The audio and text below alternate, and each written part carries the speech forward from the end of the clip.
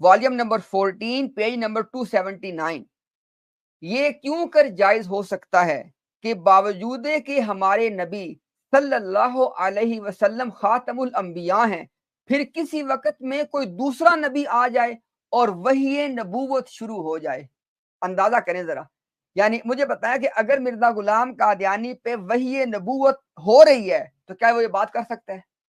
फैसला आपने करना है जनाब। मिर्जा कहता है कि अगर तो आप सल्लम के बाद कोई नबी आ गया तो क्या होगा? आयत करीमा वलाकिर रसूल अल्लाह व खातमन नबिय्यीन नाउज़ु बिल्लाह झूठी ठहरती है। भाई कादियानियों, अवाम के अंदर बैठ के जो तुम कहते हो कि नबूवत जारी है, नबी आ सकता है, तो फिर किसी नबी के आने से इस आयत का झूठा साबित होना कैसे हो गया? अच्छा, ये हमने पहले पेश कर दिया जनाब मोटे मानी वाला। अच्छा, अभी ना सिर्फ इंशाल्लाह एक दो हवाले पेश करके बात को खत्म करते हैं जी। Volume number 3 page number 377।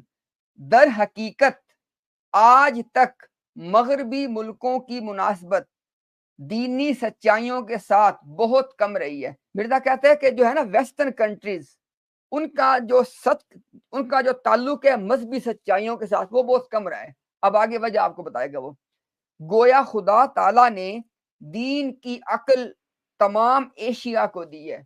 अब यहाँ से एक और बात पता चलती है कि मिर्जे का जो वर्ल्ड व्यू था वो कितना नैरो था।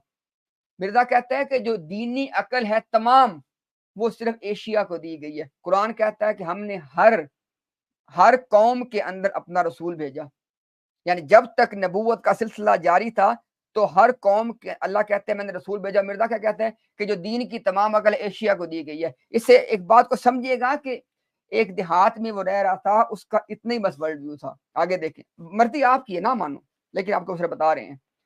अच्छा, वो कहता है कि दुनिया की अकल तमाम यूरोप और अमेरिका के पास है। अब मुझे बताओ कि जिस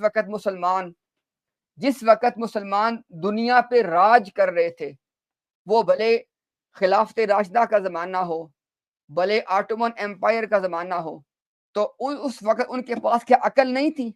अब ये क्या कह रहे हैं? कह रहे जी कि दीन की तमाम अकल एशिया के पास है और दुनिया की तमाम अकल यूरोप अमेरिका के पास है।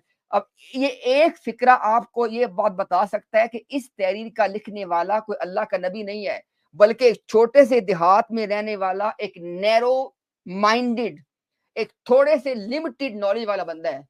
उसकी इतनी कुल दुनिया है। अब आगे जो आपको बात बतानी है भाई वो सुनो। नबियों का सिलसिला भी अव्वल से आखिर तक एशिया में ही रहा। सारे नबी कहाँ आए हैं? एशिया में। अब वो हमारी इस टाइम ये गलत फिक्रा, ये फिक्रा तारीखी एतबार से गलत है, ये कुरान के मुनाफी है। लेकिन अभी जो आपको बात बतानी है, नबियों का आखिर, अव्वल से आखिर, यानी आखिर हो गया। अगर आखिर हो गया तो फिर नबूवत जारी कैसे है? इसमें अक्ल वालों के लिए निशानी है। नबूवत का सिलसिला अव्वल से आखिर तक एशिया के हिस्से में रहा। हमें एशिया के हिस्से में रहने से बात नहीं करनी।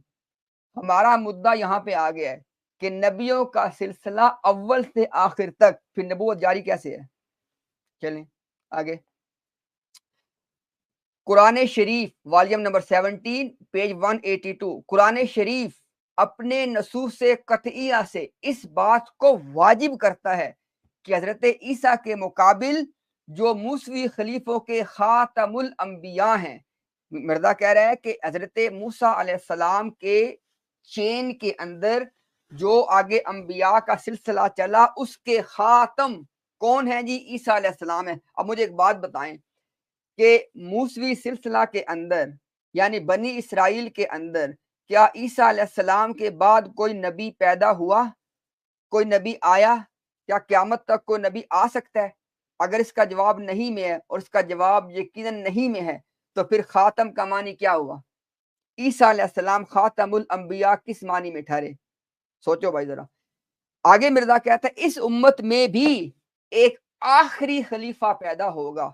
और मिर्जा आखिरी खलीफा है जी, ताकि वो इस तरह मुहम्मदी सिलसिला खिलाफत का खातमुल औलिया हो। अब देखें, ईसा अलैहिस्सलाम को कह रहा है खातमुल अंबिया, खुद को कह रहा है खातमुल औलिया। अगर ईसा अलैहिस्सलाम के बाद उस सिलसिले में और कोई नहीं है, تو اگر مرزا غلام قادیانی کے بعد امت محمدیہ میں کوئی اور آ جائے تو پھر وہ مجھے بتائیں کہ دونوں باتوں کے معنی کیا بنے. آگے دیکھیں ذرا. اور مجددانہ حیثیت اور لوازم میں عیسیٰ علیہ السلام کی مانند ہو. اب اگلی بات آپ نے سننی ہے دل کے کانوں سے, خدا کے لیے سنیے گا میری بات کو. مرزا کہتے ہیں حضرت اسی پر یعنی مرزے پر, اسی پہ خلافت محمدیہ ختم ہو, جیسا کہ حضرت مسیح پہ سلسلہ خلافت موسویہ ختم ہو گیا. اگر تو الفاظ کے کوئی معنی ہیں, اگر تو اس تحریر میں مرزا غلام قادیانی نے کوئی بات کی ہے تو غور کرو کیا بات ہے. مرزے نے کہا کہ جیسے موسیٰ علیہ السلام کے اندر جو سلسلہ تھا وہ ختم ہو گیا آ کے عیسیٰ علیہ السلام پہ, کہتا ہے کہ اس امت کے اندر یہ سلسلہ ختم ہو گیا آ کے مرزا غلام قادیانی پہ. تو کہاں نبوت جاری ہے؟ خاتم النبیین کے معنی پھر کیا ہیں؟ اور مرزا غلام قادیانی خود کو کیا منوانا چاہتا ہے پھر؟ غور کیجئے گا.